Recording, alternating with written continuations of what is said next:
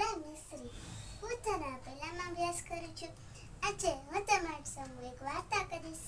તેનું નામ છે ગાંધીજી કથા. ચલો હવેથી આપણે શરૂ કરીશું. પોરબંદરમાં દેશી વિઠળામાં રામચંદ્ર ગાંધી નામે રાજ્ય કારભારી હતા. તે લોકો કબા ગાંધી તરીકે જાણીતા હતા. 1879 સ્ટોક છે ના ઓક્ટોબર મહિનાની બીજી તારીખે કરમચંદ ગાંધીના પત્ની પુત્રીબાઈની કુખ્ય પુત્રના જન્મ થયો.